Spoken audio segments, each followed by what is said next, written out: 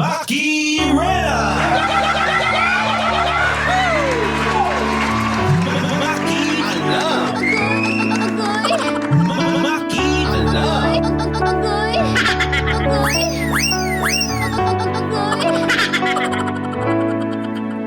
91.5 Win Radio. Alo, alo. Alo kay Ube, mga marikoy, mga kapitbahay kong pakilamero at pakilamera. Nandito na naman, live na live nationwide, worldwide, and uniwide na naman at your service. Ang inyong kumari po ninyo. Kumari po kita. Agoy kalami. Maki Rena! Opo dahil, that's me. At your service, handang dumamay, willing na willing, makialam. Maki Alam! Sa inyong mga pinagdaraanan sa buhay, ang buhay ng may buhay ng ating kapitbahay. Dito pa rin sa makialam. Maki Alam! Ang mga kapitbahay hanggat maaga pa, abay umatake na kayo. Atake na sa ating comment section, naka-up na po ang ating story ang dadamayan ngayon. Ang istorya ni Ninay ng Abad Santos, Manila. Ayan o, dyan sa Facebook page natin, 91.5 Win Radio Manila Facebook page. Mag-follow na kayo. Tapos makikita nyo na ang ating istoryang dadamayan ngayon. Mag-comment kayo dyan sa comment section.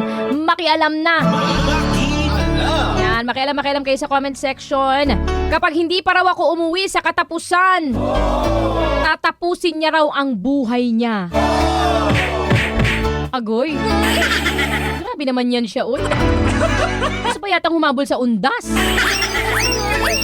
Kapag hindi pa raw ako umuwi sa katapusan, tatapusin niya raw ang buhay niya. Yan ang istorya ni Ninay ng Abad Santos, Manila. Kaya naman kung ready na kayo, abay mas ready na ako. Tayo na't pakinggan at makialam sa pinagdaraanan ni Ninay ng Abad Santos, Manila.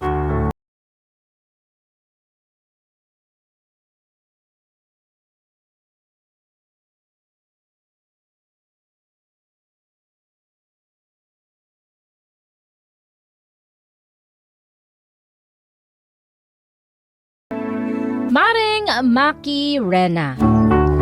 Sana po matulungan niyo akong mapayuhan kung ano ang dapat kong gawin sa jowa kong nasa Kabanatuan. Live-in kami noong nasa probinsya pa ako. Kaya lang, kinailangan ko magtrabaho dito sa Maynila para may pera kaming panustos sa mga gastos at pangangailangan namin, pati na rin sa pagpapagamot ng nanay kong may sakit. Maring Maki, halos araw-araw na kami nagtatalo ng jowa ko. Gusto niya kasi akong pauwiin na sa probinsya kasi nga, puro siya duda at hinala na lang, Maring Maki.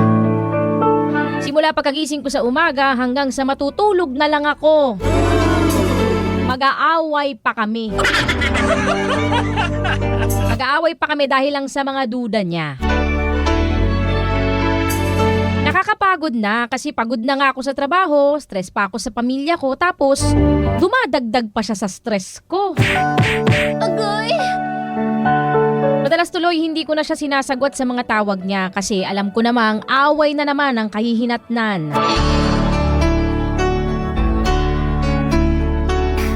Pero nito lang ang pinakamalalang stress ko sa kanya, Maring Maki. Ang pinakamalalang stress ko sa kanya ay yung pagpapauwi niya sa akin sa ayaw at sa gusto ko. Pinagbabantaan pa niya ako na kapag hindi pa raw ako umuwi sa amin sa probinsya sa katapusan, tatapusin niya na raw ang buhay niya. Deserve! Deserve? Hoy, anong deserve? Ano bang dapat kong gawin, Maring Maki? Maloloka na ako. Ayaw ko siyang mawala sa buhay ko dahil mahal na mahal ko siya. Pero kailangan ko rin naman ng trabaho. Hindi lang naman para sa akin ito. Paano ba to, Maring Maki? Damayan mo naman ako.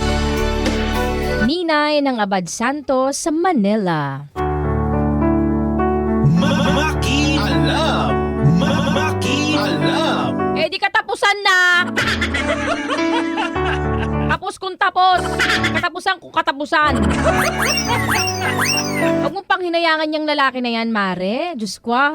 Hindi man lang maintindihan ang sitwasyon mo, di ba? Sobrang mature niyan. Ano ba yan? Nakakaloka naman.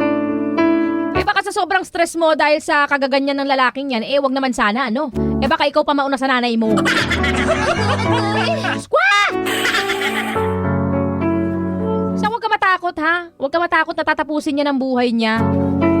Mas matakot ka sa mga kasama mo sa bahay dahil baka sa sobrang kahibangan niyan sa'yo, sila ang pagdiskitahan.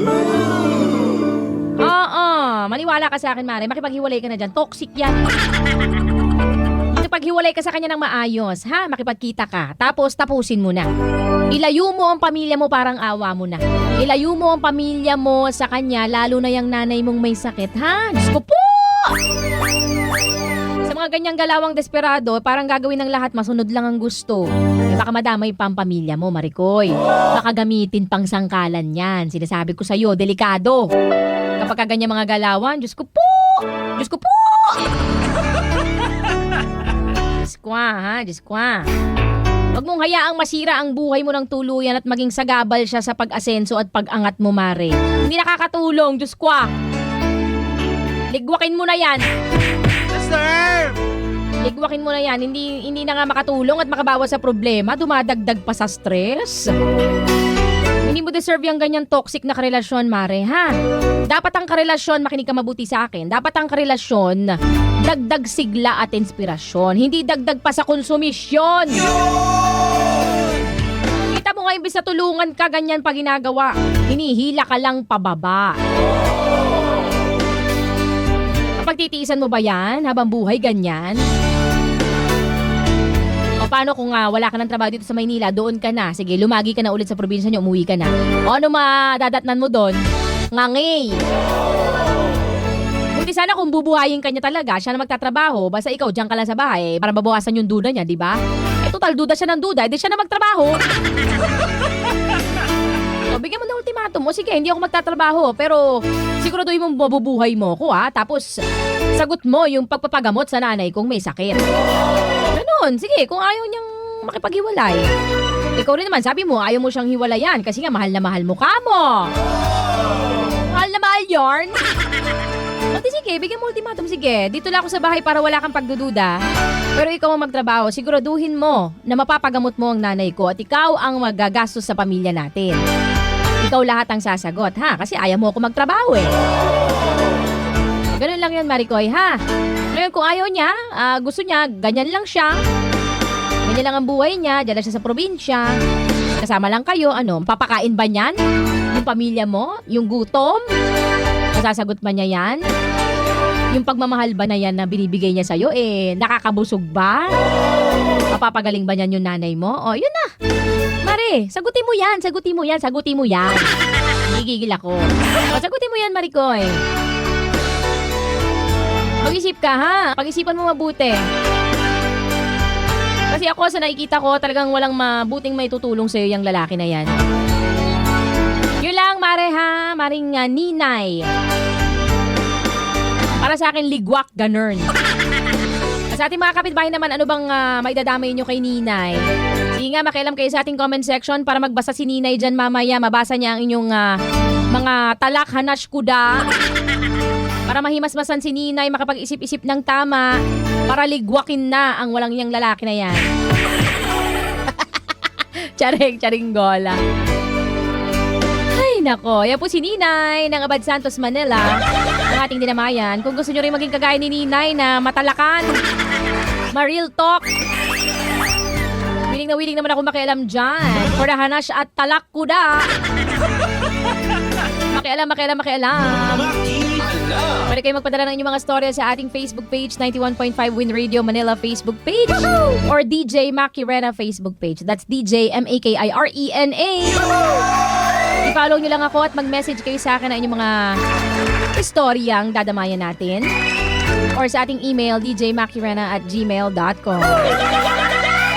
Wiling makialam ang inyong kumaring dakilang pakialamera sa lahat. Dito pa rin sa Maki Alam. Maki Alam! Maki Alam! Maki